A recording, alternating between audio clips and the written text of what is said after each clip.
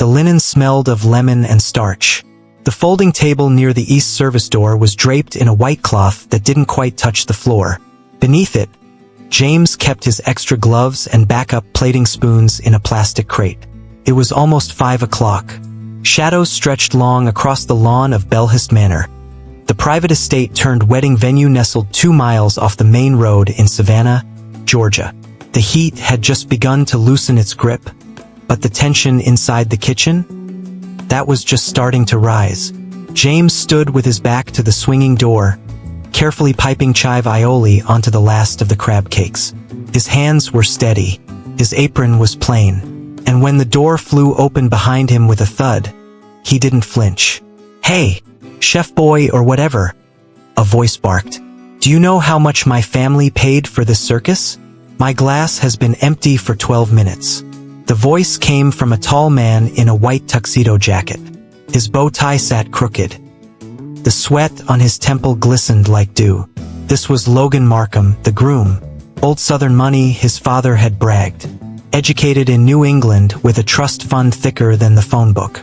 And apparently no patience for anyone not wearing cufflinks. James turned slowly, his hands still gloved, his face unreadable. He didn't correct him. He didn't explain that he wasn't part of the serving staff. That his name wasn't Chef Boy. That he didn't pour drinks. He designed the entire menu. He simply nodded, motioned to the drink station just across the hall, and returned to the plate in front of him. Behind him, the groom muttered loud enough for everyone to hear, "Figures. Just another backdoor busboy with an attitude." One of the junior staffers paused, uncertain. But James didn't say a word. He just wiped the edge of the platter with the corner of a folded towel and carried it out into the main hall like nothing had happened. The guests were arriving. The laughter had started. String lights flickered above imported glassware. But somewhere in the room, something had shifted. A quiet register of insult hung in the air. Only a few caught it. Only a few would remember it. Back in the kitchen, the door swung shut behind him. James set the tray down and exhaled once. Not in anger, not in defeat, just a steady, quiet breath, like someone saving his voice for the moment that would matter. If this story touched something in you, share your city in the comments. Let's see how far quiet strength travels. The van had pulled in just after noon. A beat-up Ford Transit with faded decals on the side and a dent above the back left wheel. It belonged to Juniper Catering and Events, a quiet powerhouse in Savannah's upscale circuit. No flash, just results. James arrived with that van, drove it himself, loaded the crates himself. Didn't even flinch when the doorman mistook him for a delivery guy and pointed him to the back gate. That's where the Rolls-Royce Phantom was parked now, gleaming, obnoxious, across the yellow line zone marked Service Access Only, blocking the door where James's team was supposed to offload the plated desserts. He didn't need to ask whose car it was. Logan Markham had made an entrance, an arrival so grand, so dripping in money, it had to inconvenience someone. And today that someone was James. Again, inside the kitchen, the pastry team hovered by the walk-in cooler, hands full of trays. The panna cottas were sweating. The peach cobblers needed chill. The clock wasn't kind. James stood at the back door for a second, just watching the phantom. His jaw flexed once. Not angry, calculating. He pulled out his phone, dialed a number he rarely used. 2 rings. "Hey Marvin," he said calmly. "Need a favor. Big car. Small brain. Blocking my dock. Can you handle it quietly?" Marvin was the head of security for the venue. Retired Navy. Quiet as a shadow, loyal as a hound. No questions asked. "On it," Marvin said and hung up. 5 minutes later, the Rolls was gone. Moved to the gravel side lot without ceremony. No scratches. No tow truck. Just gone. Almost like it had never mattered. Logan came storming through the ballroom minutes later, demanding to know who moved his car. "Must have been valet," someone offered. James, plating the dessert course at a folding table in the corner, didn't look up. He was piping bourbon caramel over a shortbread crust. The sauce made soft, golden loops. His hands didn't shake. "Just tell them to keep their hands off my stuff," Logan snapped, walking off in a huff. James didn't speak. He didn't smirk. But one of the younger sous chefs caught the flicker of something in his eyes. Something old and steel-like. The look of a man who's been insulted before, who's learned the discipline of not swinging back too soon. Because James wasn't just a caterer. And this wasn't just a wedding. This was a chessboard. And James had already seen the endgame. Dinner service began at 6:17 p.m. sharp. Not because of a schedule, but because James had watched the light change in the reception hall. He understood how food should arrive, not just on time, but in rhythm. "I like music."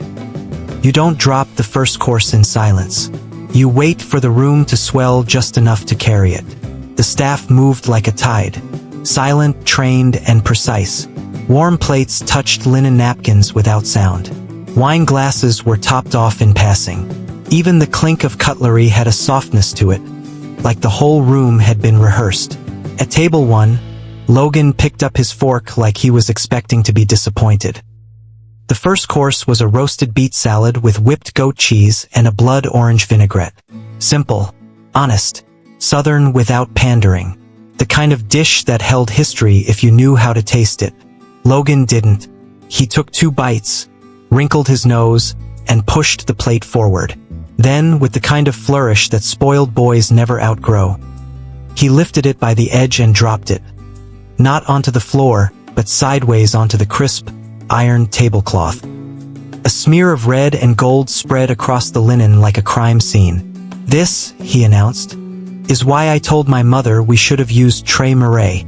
At least they know how to serve real food." A few guests laughed awkwardly. Others looked away. His fiancée, Savannah, a delicate blonde who hadn't taken off her sunglasses indoors, looked at her lap. James, standing behind the side door, heard the ceramic break. He didn't move. He didn't step out. He let the silence do the work. Elaine, the lead server, approached Logan with the calm of someone who'd cleaned up worse. "Would you like me to bring another plate, sir?" Logan waved her off. "Don't bother. I'll wait for the real course." Elaine turned, walked straight to the kitchen, and found James. "Don't change the plate," she said quietly. "He's trying to provoke something." James nodded once. No commentary. He was already dicing herbs for the lamb course. "What do you want me to do?" she asked. James set the knife down, looked her in the eye. "Plate it beautifully," he said. "Same as everyone else." Elaine smiled like someone who'd just been handed a reason to keep going. 10 minutes later, Logan's main course arrived. Herb-crusted lamb on a bed of truffled grits, garnished with microgreens and roasted fig. He barely looked at it. He didn't know the chef he'd been mocking had designed this menu a year ago, from a kitchen table in a one-bedroom apartment above a soul food diner. Didn't know James had cooked through loss, rejection, and the kind of silence that teaches you how to listen to yourself. To Logan, James was still just the help. And that was fine, because sometimes silence isn't submission. It's a strategy. There were no loud voices in James's kitchen. No slammed pots. No ego. Just a rhythm. A pulse, built on timers, soft footsteps, and the silent commitment of people who had everything to prove and nothing to waste. At the back, by the walk-in freezer, Denise was checking the list of dietary notes. Her son had autism, so she never forgot a guest's allergies. Marcus, just 22, was slicing radishes so thin you could see through them. He worked like the rent was due tomorrow. Because it was. And Elaine? She could walk a full tray through a maze of tables without so much as a napkin shifting. None of them called James chef. That wasn't his style. They called him Mr. James. Not out of hierarchy but respect, the kind built slowly, through years of watching a man take the blame and pass the praise. James never yelled. If the sauce broke or the timing slipped, he just stepped in, fixed it, and kept moving. He didn't need to raise his voice. His presence filled the kitchen in the same way heat does. Quiet, steady, and impossible to ignore. But there was more to that silence. 12 years ago, James had promised himself something in a hospital waiting room, the night his father died. One day you'll build something they can't ignore, something that doesn't need permission. His father had been a dishwasher, never made it past the back door of most places. But he taught James to cook with pride, to walk into rooms with purpose, even if nobody saw him walk in. And so Juniper Catering wasn't just a business. It was a vow, a quiet rebellion wrapped in rosemary and plated on warm porcelain. Back in the hall, the dance floor had started to buzz, groomsmen loosening their ties, champagne flutes catching the light, the playlist swinging into the bride's favorite Motown classics. But James stayed in the kitchen, watching the tiny digital clock on the convection oven. He knew when the next course had to leave. He knew how long the sorbet could sit before softening. He knew the names of every staffer on his team, their birthdays, and which ones needed an advance this week. What he didn't know, what nobody yet knew, was that someone had opened the wrong door. Logan's mother, Martha Markham, had taken a wrong turn looking for the powder room. And instead, she stepped straight into the kitchen. She stopped when she saw him. "You," she said, blinking in surprise. "Aren't you the boy who used to work at Cutler's Grocery? James, right?" He wiped his hands, turned. "Yes, ma'am. That was a long time ago." She stared at him, unsure what surprised her more. That he remembered her, or that he was standing at the helm of this pristine kitchen, commanding a staff of 10 with nothing but a nod. "I didn't know you. You own this place." He smiled, the kind of smile you offer someone you've already forgiven. "I own the company," he said, "and we have the lease on Belhist through next spring." She stood there, holding her clutch like a lifeline. "Oh," she said, soft and stunned.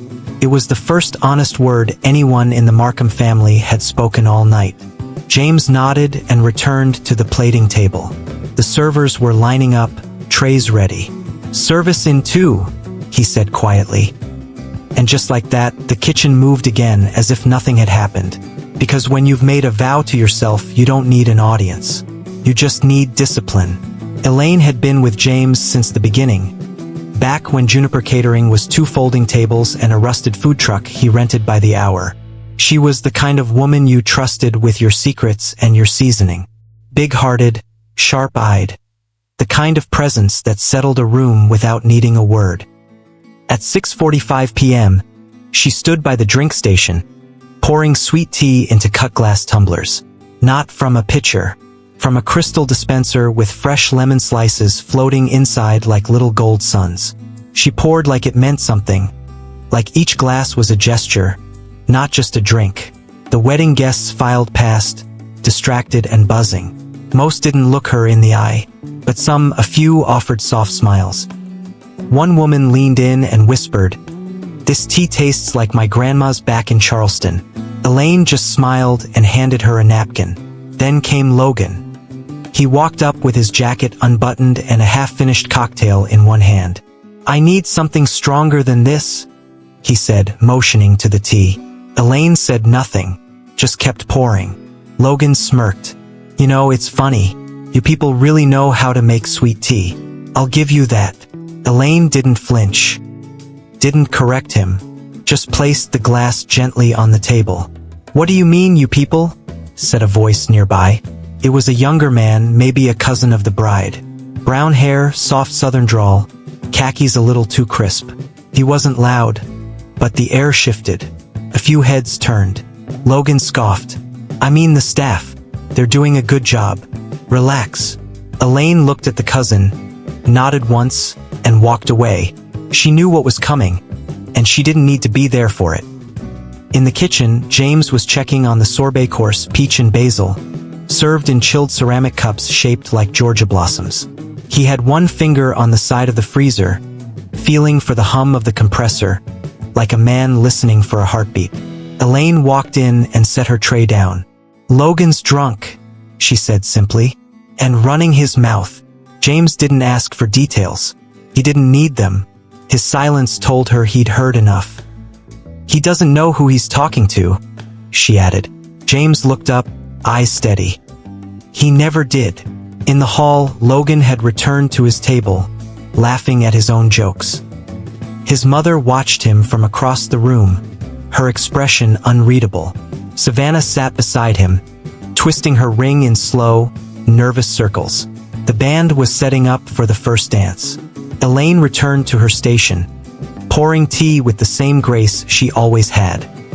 But there was something new in the way she stood, like a woman bracing for whether she'd already survived once before. Because it wasn't just tea steeping that night. It was judgment, history, and something stronger than either memory. It was printed in 11-point Garamond, 3/4 of the way down page 4 of the event agreement. Right after the clause about last-minute rain plans and just before the line item on corkage fees. All vendor personnel must be treated with professional courtesy by guests and family members of the contracted party. Any verbal abuse, harassment, or discrimination will result in immediate review and potential termination of service. No refunds will be issued in such an event. Nobody read that part. Martha Markham had skimmed it. Savannah's planner had signed off without blinking. Logan had never looked at it at all. James had written it. Years ago, after a fundraiser in Charleston where a senator's son called his pastry chef a welfare baker in front of a crowd. It wasn't about litigation. It was about boundaries. Respect had to be in writing because too often dignity alone wasn't enough. And on that particular evening at Belhist, James was keeping score. Not with anger, but with precision. Every plate thrown. Every name is misused. Every sidelong glance. It was all being logged in the place that mattered most. His memory. Outside, dusk had started to settle in a soft lavender tint. The fireflies were blinking. The DJ's speakers hummed low as the first dance was announced. James stood just beyond the main door, watching the floor. Savannah and Logan stepped into the spotlight.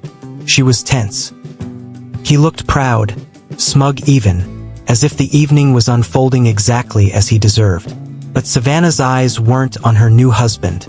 They were scanning the room, looking for something, or someone. In the kitchen, Elaine noticed it first. "She's looking for you," she told James. James didn't respond. He was reading a text that had just come in from the venue's operations manager. FYI, Logan's dad trying to pull strings on the invoice. Wants discount because he's not happy with the service. Says you're too invisible. Should I respond? James didn't smile, but he did something rarer. He picked up the clipboard with the original contract. "No," he said, sliding it into a folder. "I'll handle it." Then he opened the main hall door and walked in. Not through the kitchen, through the front. Every server paused for half a second. Not from fear, but reverence. They knew what this moment meant. James moved quietly to the stage and spoke with the DJ. Just a few words. Then the music cut. At first, everyone thought it was a technical glitch. Logan looked annoyed. Savannah froze. The DJ stepped back from the mic. And James took it. He stood beneath the spotlight, not raised on a stage, just standing on the same ground as everyone else. But somehow taller. He didn't raise his voice. He didn't need to. Logan squinted into the light, confused. "Is this some kind of toast?" he asked, smirking. A few chuckles fluttered through the room. Shallow ones. The kind of laughter people used to stay comfortable. But the servers had still. Elaine stood at the edge of the drink station, hands folded. Marcus stopped mid-step with a tray of dessert plates. Even Savannah's bridesmaids leaned forward, uncertain.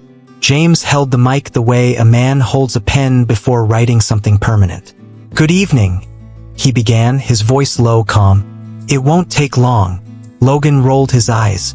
"Let the staff speak, huh?" He laughed and added, loud enough for everyone to hear, "Go ahead, kid." James turned to him slowly. There was no anger in his face, no heat, just a stillness that made the room quiet all over again. "I've been called kid before," James said, addressing the crowd now. "I've been called other things too. The help, the boy in the back, the one who brings the plates." He let the silence breathe. "But what I've learned is this. It doesn't matter what people call you. It matters who you are when they're done talking." The audience shifted in their seats. "You paid for this evening, Mr. Markham, and you'll find every charge accounted for, down to the linen starch and the peach glaze. He opened the folder in his hand and lifted a sheet of paper. But what you didn't pay attention to, James said, was the fine print.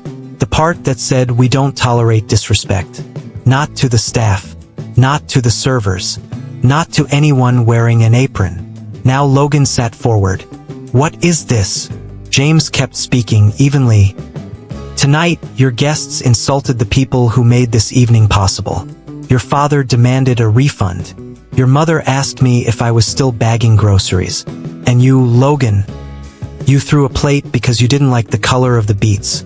A low murmur moved through the crowd. Someone dropped a spoon. James lowered the paper. I don't expect everyone here to know me, but since introductions seem necessary.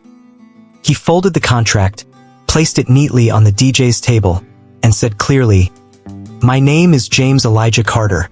I'm the founder and CEO of Juniper Catering and Events.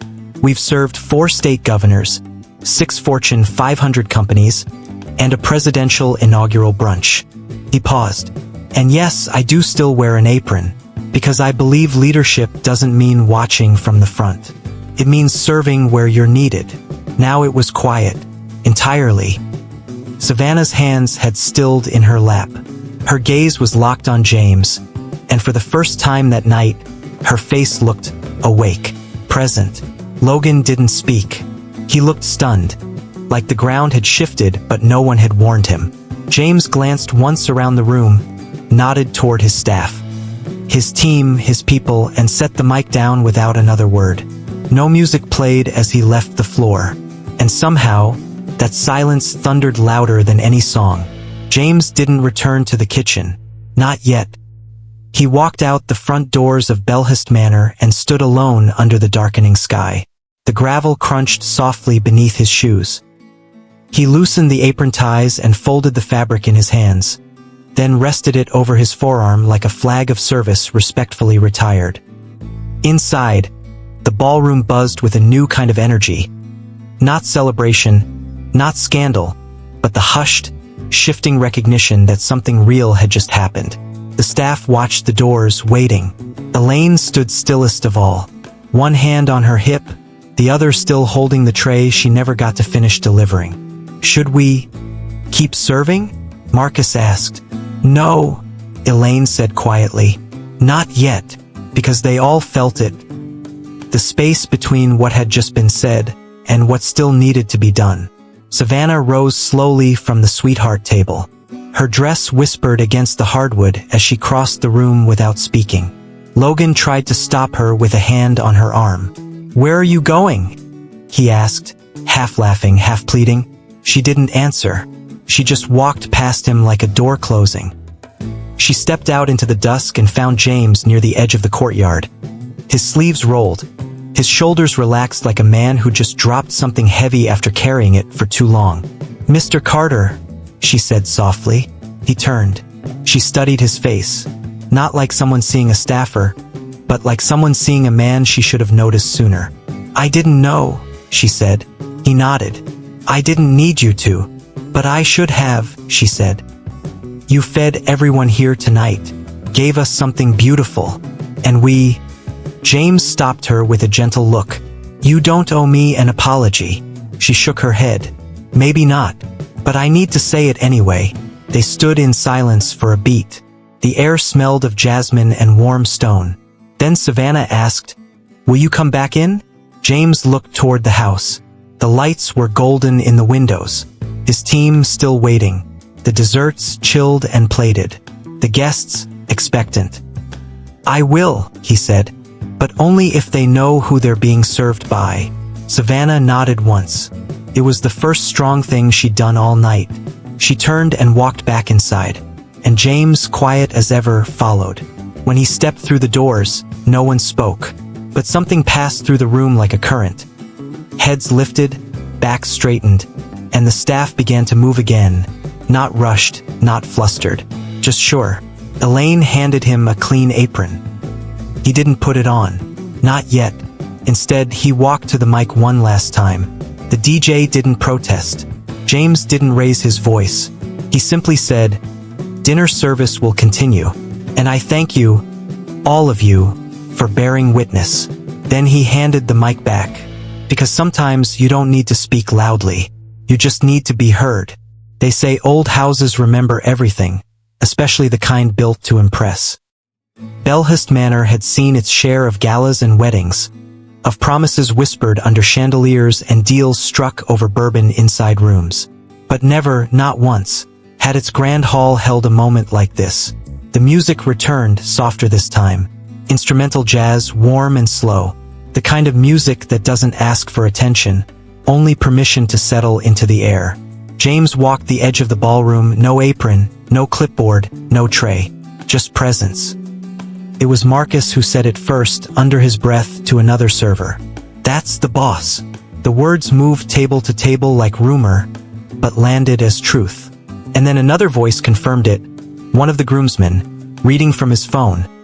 An article titled "From Dishwasher to CEO. The Rise of James E. Carter," posted 3 years ago by Savannah Monthly. Someone gasped. Someone else said, "Wait, he owns Juniper?" Elaine, now back at her station with a fresh pitcher of tea, didn't say a word. She just nodded once to no one in particular. The staff moved differently now. Not because James was watching, but because they were seen. Their pace remained measured. But the dignity in their steps, that had sharpened. Logan stayed seated, his drink untouched. The sweat beneath his collar darkened his shirt. His father was outside making phone calls. His mother hadn't returned since walking into the kitchen hours ago. Savannah? She stood near the dessert table, one hand resting gently on the edge, watching James speak with his staff, one by one. No instructions, just gratitude. Simple words. Pat on the back. Quiet thank you. When James reached the middle of the room, the venue manager, a soft-spoken man named Harris, stepped forward. "Mr. Carter," he said, offering his hand. James shook it. "I didn't know they'd treat you like that." James looked at him, steady. "They didn't treat me like anything. They revealed themselves." And with that, Harris turned to the crowd, lifted a small mic of his own, and cleared his throat. "Ladies and gentlemen," he said, "I'd like to reintroduce the man behind tonight's entire event. From menu to service to every plate you've eaten. This is Mr. James Elijah Carter, founder and CEO of Juniper Catering and Events. And," he turned slightly, "the current leaseholder and operator of Bellhurst Manor." You could have heard a fork drop. Logan didn't stand. Savannah did. She started the applause. Then Elaine. Then slowly others followed. Not everyone, but enough. The applause wasn't wild. It wasn't loud. But it was clean. It was honest. It was earned. James didn't bow. Didn't wave. He simply nodded once. And in that moment, the house itself, that old memory-filled manor, felt like it was exhaling something long held in, because the true owner had finally stepped into the light. The dessert was plated and served with no fanfare. Peach basil sorbet in delicate ceramic blooms. A final course meant to cool the tongue and clear the air. But the room had already gone quiet.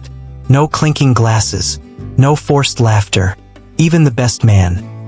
A loud, red-cheeked uncle from Atlanta who had spent the cocktail hour telling golf stories no one asked for, sat quietly, his spoon sinking slowly into the sorbet like he wasn't sure if he deserved it. Logan didn't touch him. He sat slouched in his chair, collar open, staring across the room where Savannah now stood beside her bridesmaids. Her arms were folded, but not in anger. I thought, her eyes weren't on her husband. They were on James, who had stepped outside again, walking the gravel path behind the venue, taking slow steps under the string lights. Savannah's fingers fidgeted with the corner of her napkin. Her sister leaned in and whispered something, but she didn't answer, because now the noise had drained, and in its place was reflection. Elaine poured the last round of coffee. No words, just steady hands and a grace built from years of learning that dignity is not something given, it's something chosen. Marcus, younger but watching closely, walked slower now. Less like a busboy, more like a man studying how leadership really looks. Guests whispered. One said, "Why didn't they tell us who he was from the start?" Another replied, "Would it have mattered?" And that was the question hanging in the room. Would it have mattered? Would they have treated James differently if they had known his name? Or had they shown exactly who they were when they thought he was just the help? In the corner, near the fireplace, Logan's mother sat with her purse in her lap. She wasn't speaking, just staring into her drink, the weight of old habits pressing down in silence.